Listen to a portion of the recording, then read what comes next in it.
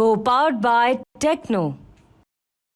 नमस्कार, आपके साथ मैं हूं सुमेरा खान। सत्ता के सभी न्यूज मित्रों का स्वागत है। सबसे पहले सत्ते पे सत्ता, यानी 7 खबरें और दिलचस्प जानकारियां एक साथ। आज पहले उस सवाल की बात जिस पर धर्म क्लेश मचा है। क्या अजमेर शरीफ दरगाह शिव मंदिर है? क्या ख्वाजा मोइनुद्दीन चिश्ती की दरगाह को मंदिर तोड़कर बनाया गया? आखिर इस दावे का आधार क्या है? कैसे हिंदू और मुस्लिम पक्ष इस पर आमने सामने हैं? आज उस खबर पर सबसे पहले ऐतिहासिक तथ्यों वाली कुंजी खोलेंगे। फिर दिल्ली की खबर दिखाएंगे, जहां रानी लक्ष्मीबाई की एक मूर्ति लगाने पर विरोध वाली तस्वीरें सामने आई हैं, जहां तलवारें खिंच गई। ये मूर्ति दिल्ली के ईदगाह पार्क में लगाई जानी है, लेकिन कैसे एक अफवाह फैलाकर माहौल बिगाड़ने की साजिश हुई। जुमे की नमाज से पहले कैसे पुलिस प्रशासन की सांसें अटकी रही, ये देखेंगे।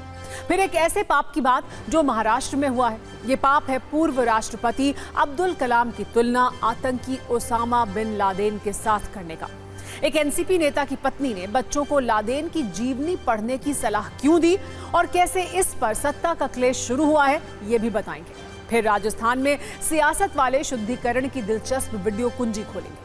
जयपुर में कांग्रेस से बीजेपी में आए पार्षदों पर गंगा जल क्यों छिड़का गया, उन्हें गौमूत्र क्यों पिलाया गया और इस पर कांग्रेस ने कैसे कटाक्ष किया, ये देखिएगा। एक बड़ी खबर यह भी है कि लैंड फॉर जॉब केस में आरजेडी अध्यक्ष लालू यादव की मुश्किलें और बढ़ने वाली हैं, क्योंकि इस केस की चार्जशीट में ईडी ने बड़ा दावा किया है। ईडी ने लालू यादव को मुख्य साजिशकर्ता बताया है। आज हरियाणा से गृह मंत्री अमित शाह ने कांग्रेस पर दामाद वाला कटाक्ष किया है। उन्होंने कहा है कि हरियाणा में पहले दामाद और दलालों का राज हुआ करता था, लेकिन बीजेपी सरकार में कोई नहीं बचा। शाह ने यह भी कहा कि राज्य में पहले कांग्रेस सरकार में कट, कमीशन और करप्शन वाला फॉर्मूला था। और सत्ता में आज हम न्यूज मित्रों को चाइनीज लहसुन से भी सावधान करेंगे, जिसका मामला अब कोर्ट में पहुंच गया है। इस पर कैसे इलाहाबाद हाई कोर्ट ने यूपी के संबंधित अधिकारियों की क्लास लगाई और कैसे चाइनीज लहसुन आपकी सेहत की सत्ता के लिए खतरनाक है, एक कुंजी इस पर भी तैयार है आज सत्ता में। लेकिन सबसे पहले हम उस धर्म क्लेश की बात करने जा रहे हैं जो राजस्थान में छिड़ा हुआ है। राजस्थान के अजमेर में एक मशहूर दरगाह जिसका नाम है ख्वाजा मोइनुद्दीन चिश्ती की दरगाह, लेकिन अब इस दरगाह पर ज्ञानवापी जैसा विवाद खड़ा हो गया है। इसे लेकर ऐसा दावा किया गया है जिसमें हिंदू मुस्लिम वाली चिंगारियां हैं। दावे में कहा गया है कि अजमेर शरीफ दरगाह महादेव का मंदिर है, लेकिन इसका सच क्या है, आधार क्या है, हिंदू और मुस्लिम पक्षों के तर्क क्या है, इस पर हमने अपने न्यूज मित्रों के लिए कुछ ऐतिहासिक तथ्यों वाली कुंजी तैयार की है। लेकिन इस खबर की शुरुआत कुछ बहुत दिलचस्प सवालों के साथ करते हैं। अजमेर में मौजूद ख्वाजा मोइनुद्दीन चिश्ती की मशहूर दरगाह पर शिव मंदिर वाले सवाल से बड़ा क्लेश छिड़ा है। इसीलिए सवाल यह है कि क्या वाकई अजमेर शरीफ दरगाह भगवान महादेव का मंदिर है? क्या अजमेर में ख्वाजा मोइनुद्दीन चिश्ती की दरगाह को शिव मंदिर तोड़कर बनाया गया है? हिंदू पक्ष ने ऐसे आरोप क्यों लगाए हैं? क्या वाकई में अजमेर शरीफ दरगाह महादेव के मंदिर के खंडरों पर खड़ी की गई है? दरगाह के नीचे शिव मंदिर वाली सच्चाई असल में कोई सच्चाई है या ये दावे हवाई हैं? आज इसे समझने की जरूरत है। इसीलिए सबसे पहले हम आपको इस खबर की जड़ के बारे में बताते हैं। आखिर ये मामला और ऐसे दावे आए कहां से हैं? दरअसल हिंदू सेना की ओर से अजमेर की सीजेएम कोर्ट में एक याचिका दायर की गई थी। इस याचिका में यह कहा गया था कि अजमेर शरीफ दरगाह असल में संकट मोचन महादेव का मंदिर है। इसके लिए हिंदू पक्ष की ओर से बाकायदा याचिका में एक किताब का जिक्र भी किया गया था, जिसे शिक्षाविद हरबिलास शारदास ने लिखा है। आज हम आपको उस किताब के 2 पन्ने भी दिखाने वाले हैं। लेकिन सीजेएम कोर्ट ने हिंदू पक्ष की याचिका पर सुनवाई से ही इनकार कर दिया और कहा कि यह मामला अधिकार क्षेत्र से बाहर है। हालांकि अब हिंदू सेना का दावा यह है कि वो इस मामले को लेकर ऊपरी अदालत में जाएगा और जितनी भी लंबी कानूनी लड़ाई लड़नी होगी वो लड़ेगा। अब हम आपको समझाते हैं। हिंदू सेना ने अजमेर दरगाह को शिव मंदिर बताने वाली जो याचिका कोर्ट में लगाई थी, उसमें उसने क्या मांग की थी और उसके पीछे तर्क क्या दिया गया था। हिंदू सेना के अनुसार अजमेर शरीफ दरगाह शिव मंदिर के खंडरों पर बनाई गई है। मुस्लिम आक्रमणकारियों ने पहले इस मंदिर को तोड़ा था, बाद में उस मंदिर पर दरगाह का निर्माण किया गया। इसीलिए अजमेर में ख्वाजा मोइनुद्दीन चिश्ती की इस दरगाह को संकट मोचन महादेव मंदिर घोषित किया जाए और इस मंदिर में दोबारा से भगवान शिव को विराजमान भी किया जाए। हिंदू सेना ने अपनी याचिका में मांग की थी कि इस शिव मंदिर में हिंदुओं को पूजा करने का भी अधिकार मिलना चाहिए। साथ ही दरगाह के संचालन से जुड़े अधिनियम को रद्द किया जाए। हिंदू पक्ष की मांग ये थी कि इस दरगाह में ज्ञानवापी की तरह एएसआई को वैज्ञानिक सर्वेक्षण करने का निर्देश दिया जाए। हालांकि सीजेएम कोर्ट ने उसकी याचिका पर सुनवाई से जरूर इनकार कर दिया, लेकिन अभी यह विवाद खत्म नहीं हुआ है। दोनों पक्ष अब इस मामले में अपने अपने तर्क दे रहे हैं, जिसमें बहुत चिंगारियां हैं। हिंदू पक्ष ये कह रहा है कि अजमेर शरीफ दरगाह शिव मंदिर पर बनी है, लेकिन मुस्लिम पक्ष का तर्क यह है कि ऐसे दावों से लोगों में नफरत फैलाना मकसद है। हिंदू पक्ष के अनुसार दरगाह के तहखाने में महादेव मंदिर की छवि है, जबकि मुस्लिम पक्ष का कहना है कि यह सांप्रदायिक सौहार्द बिगाड़ने की कोशिश है। हिंदू पक्ष का यह भी कहना है कि मुस्लिम आक्रांताओं ने मंदिर को नष्ट किया, जबकि मुस्लिम पक्ष का कहना है कि दरगाह के प्रति पूरी दुनिया की श्रद्धा है, इसीलिए ऐसे दावे भ्रम फैलाने के लिए किए जा रहे हैं। हिंदू पक्ष ये मांग कर रहा है कि दरगाह को महादेव मंदिर घोषित किया जाए, लेकिन मुस्लिम पक्ष का तर्क है कि यह समाज को बांटने की कोशिश है।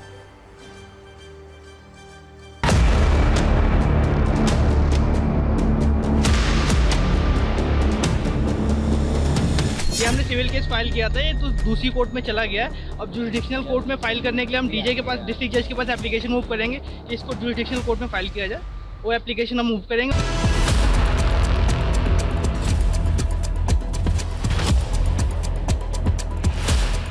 उस बाद में हमने साफ लिखा है कि जो अजमेर दरगाह है वो महादेव का मंदिर है, वो महादेव का मंदिर है और वो मंदिर को तोड़ के, हिंदू मंदिर को तोड़ के, जैन मंदिर को तोड़ के वहाँ पे चिश्ती की दरगाह बनाई गई है। और जैसा कि सभी को मालूम है, ख्वाजा जो चिश्ती हैं वो मोहम्मद गौरी के साथ भारत आए थे। ये रोज की इस तरह की चीजों को हम बर्दाश्त कतई तौर से नहीं कर सकते। हमको फॉर ग्रांटेड ना लिया जाए। अगर हम पीसफुल कोएग्जिस्टेंस चाहते हैं तो इसका मतलब नहीं कि कोई हम बुज़दिल हैं या डरपोक हैं। कभी मस्जिद, कभी दरगाह, कभी खानकाह, कभी कब्रिस्तान, ये कौन सी बात है? एक फेक नैरेटिव कायम किया जा रहा है।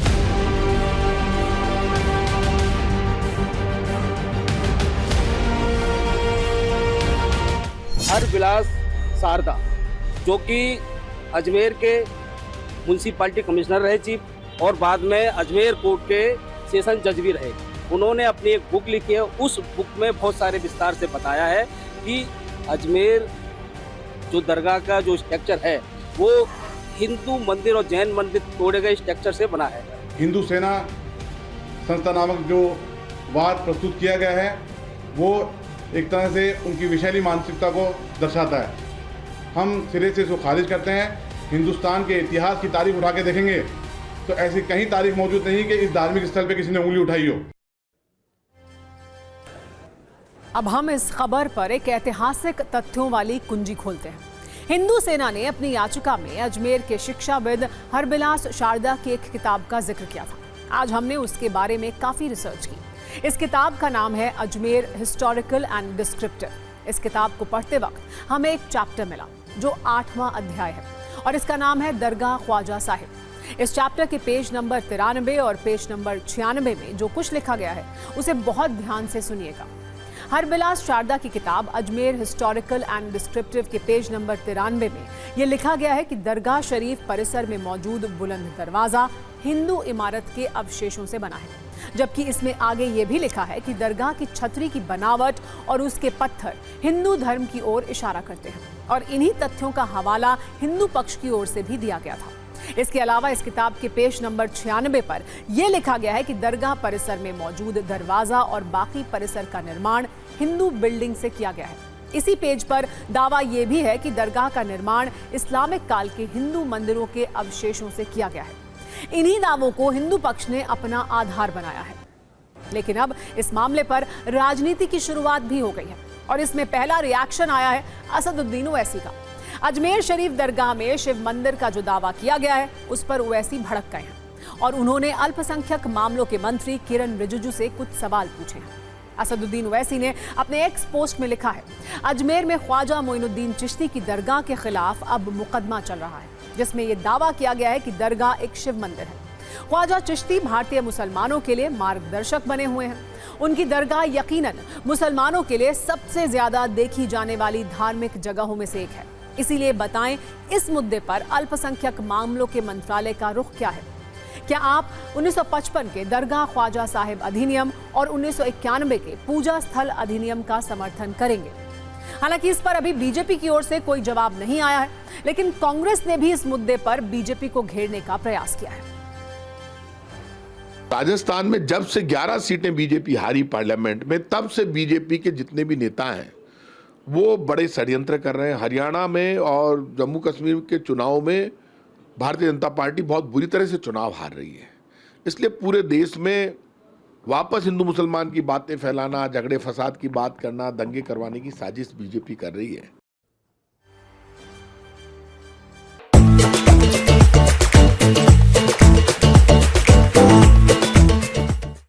सत्ता में अब बात एक ऐसी साजिश की जो झांसी की रानी लक्ष्मीबाई के नाम पर दिल्ली में की गई। एक मैसेज जिससे लोगों को भड़काया गया, दिल्ली के ईदगाह पार्क बुलाया गया और इसके बाद ऐसा माहौल बना कि आज ईदगाह पार्क वाला पूरा इलाका जैसे किसी छावनी में तब्दील कर दिया गया है। आज जुमे की नमाज थी, इसीलिए सुरक्षा बलों की टोली ईदगाह पार्क के पास पहुंच गई। इसीलिए आज ये समझने की जरूरत है कि आखिर दिल्ली में रानी लक्ष्मीबाई पर इतना तनाव क्यों है।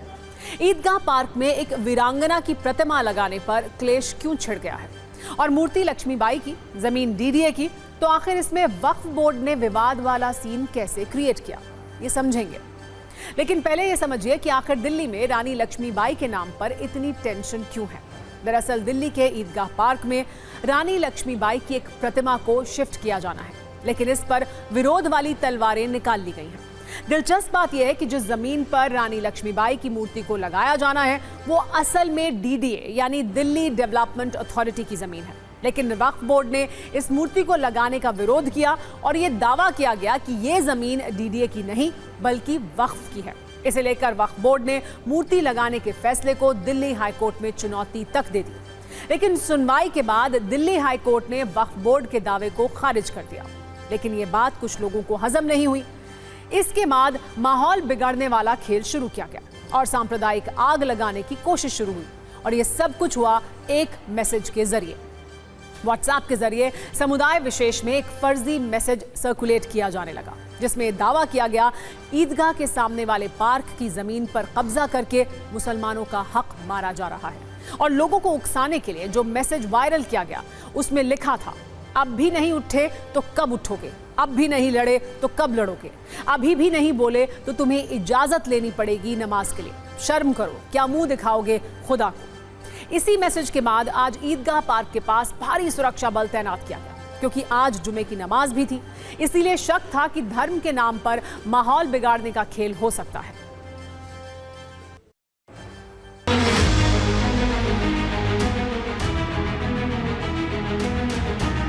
इस वक्त मैं रानी झांसी रोड पे मौजूद हूं और उस जगह पे मौजूद हूं जहां रानी लक्ष्मीबाई की प्रतिमा लगी हुई है, मूर्ति लगी हुई है। दरअसल ये पूरा रोड रानी झांसी रोड है, जो पीछे इस ओर अगर मैं आपको दिखाना चाहूं तो ये फिल्मिस्तान की ओर से आ रही है ये सड़क, और सीधे दूसरी ओर ये पचकुइया मोड़ तक जाती है। लेकिन ये पूरा इलाका, ये पूरा रोड दिल्ली के व्यस्ततम रोड में से एक है और ये चौराहा व्यस्ततम चौराहे में से एक है। और यहाँ पे इस स्टेचू की वजह से आए दिन यहाँ पे जाम लगता है, और इसी वजह से दिल्ली सरकार के लोक निर्माण विभाग ने एक प्रपोजल दिया था कि रानी लक्ष्मीबाई रोड से ये जो स्टेचू है रानी लक्ष्मीबाई की, उसे इस जगह से कहीं और शिफ्ट कर दिया जाए। और इसी के बाद डीडीए ने शाही ईदगाह पार्क में इस मूर्ति को लगाने के लिए जगह दी, और डीडीए के जगह देने के बाद शाही ईदगाह कमेटी ने इस फैसले पर सवाल उठाए।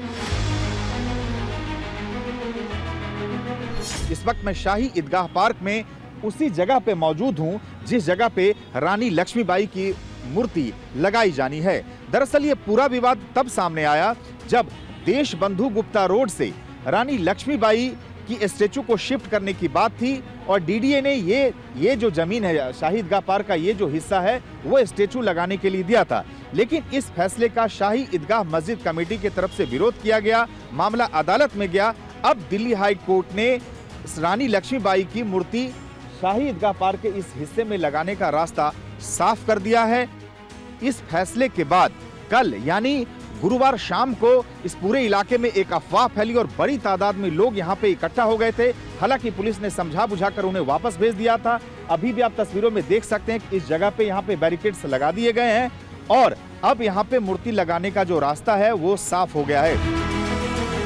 शांति आप खुद देख लीजिए, कुछ नहीं है यहाँ पे। हमने लॉ एंड ऑर्डर के लिए प्रॉपर अरेंजमेंट कर रखे हैं एंड हम यहाँ पे लॉ एंड ऑर्डर मेंटेन करेंगे। किसी भी स्वतंत्रता सेनानी की मूर्ति लगती है, हमें कोई आपत्ति नहीं है, लेकिन ये सिर्फ मूर्ति लगाने का नहीं है मामला, ये ज़मीन हथियाने का मामला है सर। अगर ये मस्जिद की जगह है तो अलाउ नहीं होना चाहिए, अगर डीडीए की लैंड है तो लगा दीजिए, उसमें कोई हमें कोई आपत्ति नहीं है। फिलहाल माहौल को देखते हुए ईदगाह पार्क में रानी लक्ष्मीबाई की मूर्ति को लगाने का काम आज रोका गया। हाईकोर्ट में भी इस मामले की अगली सुनवाई अब 1 अक्टूबर को होगी, लेकिन हाईकोर्ट ने कैसे इस केस में मुस्लिम पक्ष की क्लास लगाई, ये भी देखिए। ईदगाह मस्जिद कमेटी का तर्क था कि ईदगाह पार्क की जमीन वक्फ की संपत्ति है। दिल्ली हाईकोर्ट ने सबूतों के आधार पर कहा कि पार्क की जमीन डीडीए की है। ईदगाह मस्जिद कमेटी ने कहा कि पार्क में मूर्ति लगने से धार्मिक अधिकार खतरे में आ सकता है। इस पर कोर्ट ने कमेटी को फटकार लगाई और कहा कि सांप्रदायिक राजनीति कोर्ट से बाहर करें। ईदगाह मस्जिद कमेटी ने रानी लक्ष्मीबाई की मूर्ति पर एतराज जताया, लेकिन कोर्ट ने कहा कि रानी लक्ष्मीबाई राष्ट्रीय नायक की तरह हैं और उनकी प्रतिमा लगाने का विरोध करना निंदनीय है। लेकिन इस पूरे विवाद का आधार क्या है? आखिर इसकी शुरुआत कहां से हुई, ये भी समझते हैं। दरअसल दिल्ली सरकार के तहत आने वाले लोक निर्माण विभाग ने वर्ष 2016-17 में एक प्रोजेक्ट शुरू किया, जिसमें 30 हजारी से फिल्मिस्तान होते हुए पंचकुइया रोड की ओर भारी जाम को देखते हुए एक फैसला किया गया। फैसला ये था कि भारी जाम की वजह से एक सिग्नल फ्री रोड बनाने का प्रोजेक्ट शुरू किया जाएगा। इसी के तहत देशबंधु गुप्ता रोड पर रानी लक्ष्मीबाई की मूर्ति को शिफ्ट किया जाना था, लेकिन मूर्ति कहां जाएगी इस पर सवाल था। तब डीडीए ने प्रतिमा को लगाने के लिए शाही ईदगाह के पास अपनी जमीन एमसीडी को दी, लेकिन ईदगाह समिति इसके खिलाफ दिल्ली हाईकोर्ट चली गई और कहा कि जमीन वक्फ की है, लेकिन उसका ये दांव कोर्ट ने खारिज कर दिया और रानी लक्ष्मीबाई की प्रतिमा को ईदगाह पार्क में लगाने के फैसले पर रोक नहीं लगाई। इस पूरे विवाद में आम आदमी पार्टी ने क्या कहा है, ये सुनते हैं। झांसी की रानी लक्ष्मीबाई, उनकी एक मूर्ति लगी हुई है आरएसएस के मुख्यालय के पास। आरएसएस को यह मंजूर नहीं कि रानी लक्ष्मीबाई की मूर्ति कैसे लगी है, बीजेपी वालों को मंजूर नहीं। भारतीय जनता पार्टी के लोग कुचक्र रच के, साजिश करके वीरांगना लक्ष्मीबाई की मूर्ति, झांसी की रानी की मूर्ति वहां से हटाने का प्रयास कर रहे हैं। मैं बीजेपी के लोगों को आगाह करना चाहता हूं, देशभक्तों का अपमान देशद्रोह है। सत्ता में अब आज की राजनीतिक कुंजी खोलते हैं, जिसकी तस्वीरों और बयानों की चर्चा खबरों की दुनिया का काफी स्पेस ले रही है। दो अलग अलग जगहों की घटनाएं लोगों को ये सोचने के लिए मजबूर कर सकती हैं कि हमारे नेता कुछ बोलने और करने से पहले सोचते हैं, या फिर उन्हें ये लगता है कि वो जो बोल और कर रहे हैं बस वही सही है।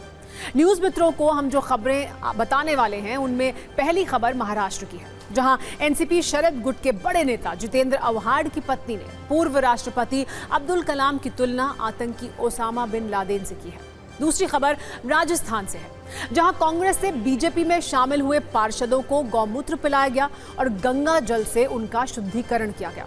एक एक करके दोनों खबरें बताएंगे, लेकिन पहले बात महाराष्ट्र की करते हैं, जहां पूर्व राष्ट्रपति अब्दुल कलाम की तुलना आतंकी ओसामा बिन लादेन से की गई है। नेशनलिस्ट कांग्रेस पार्टी शरद गुट के एक बड़े नेता हैं जितेंद्र आव्हाड, उनकी पत्नी है रीता आव्हाड। तो गुरुवार को मुंबई से सटे ठाणे के एक कार्यक्रम में वो पहुंची थी। वहां उन्हें शिक्षा के महत्व पर भाषण देना था। उन्होंने इसी भाषण में ऐसे ऐसे उदाहरण दिए, ऐसी ऐसी तुलनाएं की, जिस पर महाराष्ट्र से लेकर दिल्ली तक राजनीतिक हंगामा शुरू हो गया। बयान पर बयान आए जा रहे हैं और बयान पर दी गई सफाई ओवरफ्लो हो रही है। आव्हाड ने अपने भाषण में कहा कि जिस तरह अब्दुल कलाम राष्ट्रपति बने, उसी तरह लादेन आतंकी बना था। लादेन मां के पेट से आतंकी बनकर पैदा नहीं हुआ था। उसे समाज ने आतंकी बनने के लिए मजबूर किया। सभी को लादेन की बायोग्राफी पढ़नी चाहिए ताकि वो समझ सकें कि लादेन आतंकी कैसे बना।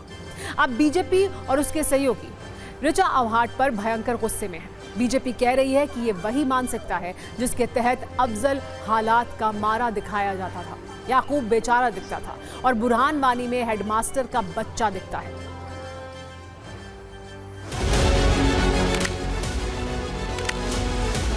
ओसामा बिन लादेन की बायोग्राफी पढ़ो। जिस तरह से एपीजे अब्दुल कलाम साहब बने, उसने उसी तरीके से ओसामा बिन लादेन टेररिस्ट बना। लेकिन क्यों बना? पैदा ही तो नहीं था ना, वो समाज ही बनाया, वो छीड़ के बनाए। लेकिन आखिर में क्या हुआ? तो दौड़ के ना अपने आप को ज्ञान से देश बनाओ, तो पैसे से नहीं, वो तो अपने आप आता ही, और नसीब से ज्यादा तो मिलेगा भी नहीं। मुस्लिम वोटों को आकर्षित करने के लिए अगर आप कम्युनलिज्म चलाते हैं, सांप्रदायिक विचारधारा रखते हैं, देश विरोधी विचारधारा रखते हैं, ओसामा बिन लादेन की जय जयकार करते हैं, उसके आत्मचरित्र के बारे में लोगों को बताते हैं, मुझे लगता है कि यह एक प्रकार की सांप्रदायिकता है और यह भारत के हित के खिलाफ है। आतंकवादियों के प्रति सॉफ्ट कॉर्नर रखना ये इंडी अलायंस का चरित्र है। जितेंद्र आव्हाड जी की पत्नी ओसामा बिन लादेन की तुलना एपीजे अब्दुल कलाम से करती है, कहती है समाज की वजह से वो आतंकवादी बन गया। मतलब कि समाज पर दोष डालना और आतंकियों को क्लीन चिट देना। हालांकि आलोचनाओं के बीच जितेंद्र आव्हाड की पत्नी ने सफाई दी और ये कहा कि उनकी बातों को तोड़ मरोड़ कर पेश किया गया। उन्होंने कहा कि शिक्षा के महत्व को समझाने के लिए दो अलग अलग व्यक्तित्वों के दो उदाहरण दिए। छात्रों से कहा कि मोबाइल फोन छोड़ें और अब्दुल कलाम की किताबें पढ़ें। ओसामा बिन लादेन आतंकवादी क्यों बना, ये भी पढ़िए।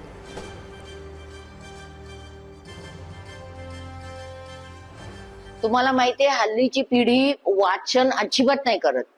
मग मी त्यांना सांगत होते की तुम्हाला तुमचं जे मोबाईलचं जे फेटिश आहे, जे मोबाईलचं जे तुम्हाला वेड लागलंय, ते जर बाजूला करायचं असेल तर तुम्ही वाचा, लोकांना वाचा, त्यांचं चरित्र वाचा।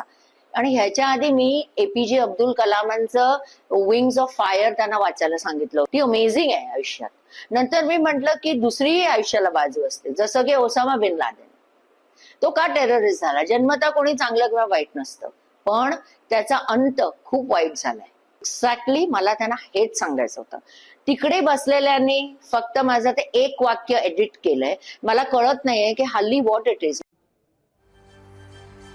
ऋचा आव्हाड के पति जितेंद्र आव्हाड अपने बयानों से काफी सुर्खियों और विवादों में रहते हैं। भगवान राम को मांसाहारी कहकर वो विवाद पैदा कर चुके हैं। हालांकि बाद में उन्होंने माफी मांग ली थी। उनकी पत्नी भी विवादित बयानों के मामले में अपने पति के रास्ते पर चल रही है। हालांकि ऐसे वक्त में जब कभी भी महाराष्ट्र में चुनाव का ऐलान हो सकता है, इस तरह के बयान राजनीतिक स्पीड ब्रेकर साबित हो सकते हैं। महाराष्ट्र के बाद अब बात राजस्थान की करते हैं, जहां जयपुर में एक शुद्धिकरण वाली राजनीतिक तस्वीर देखने को मिली। जयपुर में कांग्रेस से बीजेपी में आए पार्षदों का शुद्धिकरण किया गया। जयपुर की हवा महल विधानसभा सीट से बीजेपी विधायक बाल मुकुंद आचार्य ने पार्टी में शामिल होने वाले नेताओं पर गंगा जल और गौमूत्र के मिश्रण का छिड़काव किया और गौमूत्र पिलाकर उनका शुद्धिकरण भी किया। विधायक बाल मुकुंद आचार्य ने पहले जयपुर नगर निगम हेरिटेज कार्यालय का शुद्धिकरण किया, फिर पार्षदों की बारी आई। उन्होंने कहा कि गंगा जल से शुद्धिकरण करके सभी अशुद्धियों को निकाला गया है। दरअसल जयपुर के मेयर मुनेश गुर्जर को भ्रष्टाचार के आरोपों के बाद पद से हटा दिया गया था, जिसके बाद कुसुम यादव कार्यवाहक मेयर बनी। इस पर कांग्रेस 7 पार्षदों ने भी उन्हें समर्थन दिया और बीजेपी में वो शामिल हो गए। इस राजनीतिक घटनाक्रम के बाद जब नई मेयर पद ग्रहण करने पहुंची तो विधायक बाल मुकुंद आचार्य ने सभी पर गंगा जल और गौमूत्र के मिश्रण का छिड़काव किया और दावा किया कि इसके छिड़काव के बाद से निगम भ्रष्टाचार मुक्त हो गया है। इस पर कांग्रेस ने भी प्रतिक्रिया दी है। कांग्रेस नेता प्रताप सिंह खाचरियावास ने कहा है कि अगर गौमूत्र पीने और गंगा जल छिड़कने से शुद्धता आती है तो सबसे पहले बीजेपी के सभी नेताओं को गौमूत्र पिलाना चाहिए। गंगा जल और गौमूत्र के मिश्रण के छिड़काव वाली तस्वीरों और बयानों पर आप ये न्यूज रील देखिए और सोचिए कि राजनीति का बुद्धिकरण कब होगा।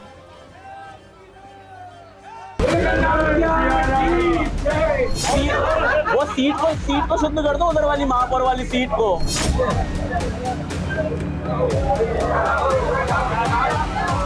आने वाला दिवाली उत्सव और साफ सफाई सारे काम बढ़िया होंगे, खूबसूरत शहर दिखेगा। इसलिए आज गंगा जल से शुद्धि की है, इसकी अशुद्धता को निकाला है।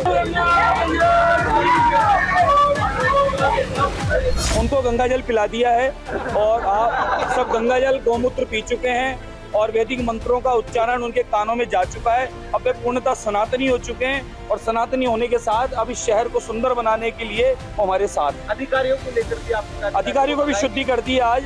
अधिकारी अब तक अशुद्धि में चल रहे थे। आप अपने आप को बाबा कहलवाना चाहते हैं, बाबा कहलवाइए आप, लेकिन आप विधायक तो बनिए ईमानदारी से। आप हाथ में वो बिस्लेरी की बोतल वहीं से खरीद कर ला रहा है, उसी को पी रहे हैं, उसी को गंगा जल बना के आप छिड़का रहे हैं। आप कहने के साथ ये जो कांग्रेस के पार्षद है ये अपवित्र है, तो उन कांग्रेस के पार्षद आप सनातनी हो गए। कौन सनातनी हो गया? आप ही ठेकेदार है क्या पूरे सनातन के उसके?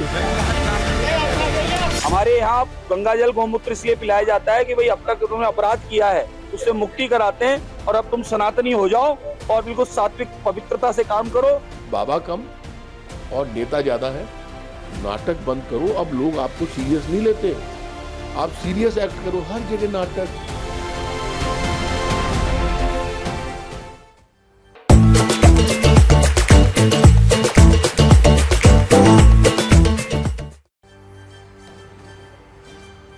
वैसे राजस्थान की सत्ता से जुड़ी एक और तस्वीर काफी वायरल हो रही है। ये तस्वीर राजस्थान के डिप्टी सीएम प्रेमचंद बैरवा के बेटे की है। इस वीडियो में एक खुली जीप में 4 युवक दिखाई दे रहे हैं, जिसमें से एक उप मुख्यमंत्री का बेटा और उसके 4 दोस्त। वो खुली जीप में जयपुर की सड़कों पर घूम रहे हैं। वहीं उसके पीछे राजस्थान पुलिस की गाड़ी एस्कॉर्ट कर रही है। इस दौरान जीप में सवार युवक ट्रैफिक नियमों का पालन भी नहीं कर रहे। वहीं डिप्टी सीएम प्रेमचंद बैरवा के पास परिवहन विभाग का भी चार्ज है, लेकिन उनके ही बेटे हाथ छोड़कर गाड़ी चलाकर ट्रैफिक नियमों की धज्जियां उड़ा रहे हैं। कांग्रेस सवाल उठा रही है कि क्या सत्ता में रहने वालों के लिए नियम कानून नहीं है, जबकि प्रेमचंद बैरवा कह रहे हैं कि उनके बेटे का कोई कसूर नहीं है, पुलिस उसकी सुरक्षा में है, इसीलिए एस्कॉर्ट गाड़ी चल रही है।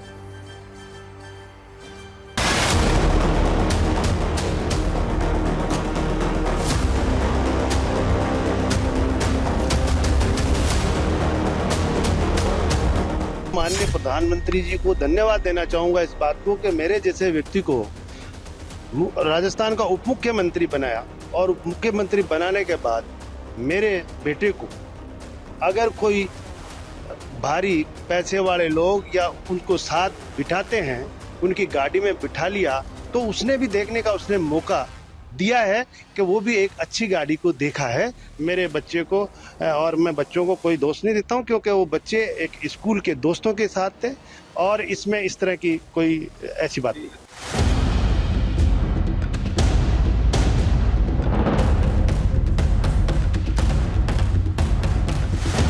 अब ये सरकार बदल गई, कोई उप मुख्यमंत्री है, कोई मुख्यमंत्री है, उसके आगे पीछे पुलिस चले नहीं चले, ये हमारा काम नहीं है। ट्रैफिक रूल्स रेगुलेशन का हम भी पालन करते हैं, सरकार भी पालन करती है, सरकार को भी करनी चाहिए।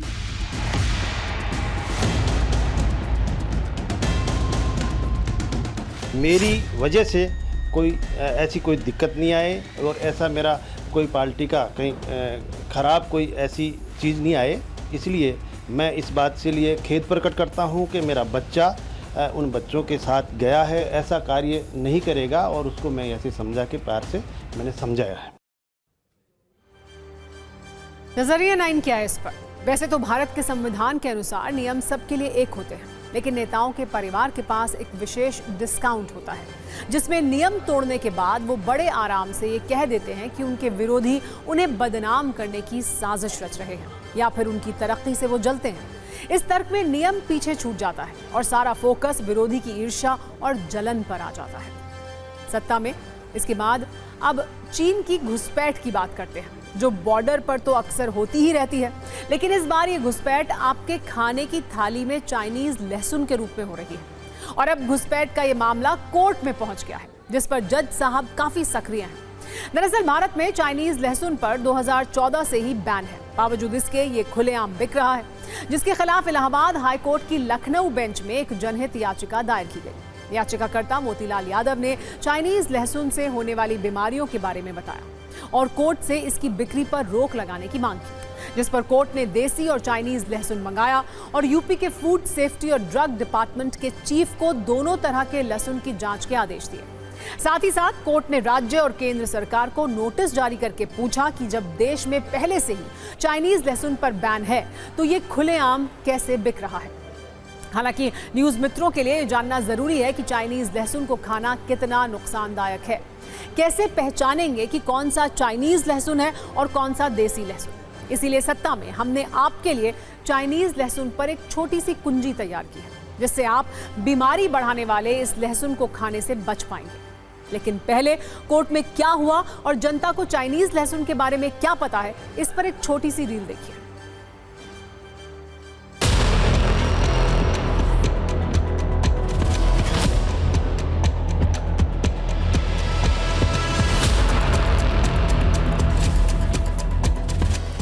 देखिए, चाइनीज लहसुन तो इंडिया में बहुत दिन से बिक रहा है, लेकिन इसको लोग समझ नहीं पाए। जब मेरी जानकारी में आया है कि बहुत नुकसानदेह है, इससे बहुत बड़ी बड़ी बीमारियां हो सकती हैं, लोगों को कैंसर तक हो सकता है, तो इसको लेकर मैंने एक जनहित याचिका फाइल की, जिस पर हाईकोर्ट ने बहुत बड़ा संज्ञान लिया है। सभी कंसर्न ऑफिसर्स को तलब करके पूछा है। लेबोरेटरी के चीफ को आज तलब किया था, जिसको आधा किलो चाइनीज लहसुन हैंडओवर किया गया। वो लेबोरेटरी में 15 दिन का समय मांगा है, उसकी जांच करेंगे और जांच के बाद रिपोर्ट हाईकोर्ट में सबमिट करेंगे। चाइनीज लहसुन में असल में समस्या ये बताई जाती है कि उसके अंदर फंगस होता है, उसमें ज़्यादा पेस्टिसाइड्स का इस्तेमाल होता है, जो कि सेहत के लिए खतरनाक हो सकता है। इसलिए फूड रेगुलेशन डिपार्टमेंट ने 2014 से भारत सरकार ने इसको बैन कर रखा है। जगह जगह पोर्ट्स पे निगरानी रखी जाती है कि इसका इलीगल तरीके से व्यापार भारत में ना किया जा सके। जो सब्जी वाले विक्रेता हैं, उनका ये कहना है कि ये देसी लहसुन की पैदावार इतनी कम है भारत में कि आखिरकार ये चाइना और इराक वाला जो लहसुन है वो इस्तेमाल करना ही पड़ता है। भैया, चाइनीज देसी में ये फ़र्क है, वो छीलने में आसानी होती है चाइना वाला, और लेकिन टेस्ट देसी में होता है। अब कस्टमर मांगते हैं इसको भी है तो इसको लाना पड़ता है, इसको ला के ना रखो तो इसके चक्कर में लौट जाते हैं।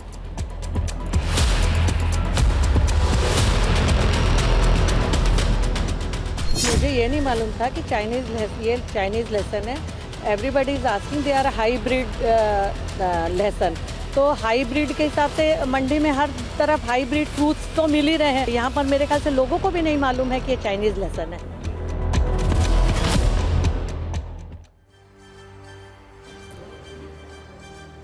अब सबसे पहले ये समझिए कि चाइनीज लहसुन दिखता कैसा है और इसकी खेती कैसे होती है। चाइनीज लहसुन दिखने में सफ़ेद होता है और इसका आकार भी सामान्य से काफ़ी ज़्यादा होता है। इसे छीलना बहुत आसान है, लेकिन सेहत के लिए ये काफ़ी नुकसानदायक होता है और इसकी बड़ी वजह है इसकी खेती का तरीका। इन्हें सीवेज से सींचा जाता है, यानी इसकी खेती नाले के पानी से होती है ताकि इसे जल्दी तैयार किया जा सके। हालांकि इससे लेड, आर्सेनिक, मर्करी, दूसरे तरह के मेटल के अंश इसमें आ जाते हैं।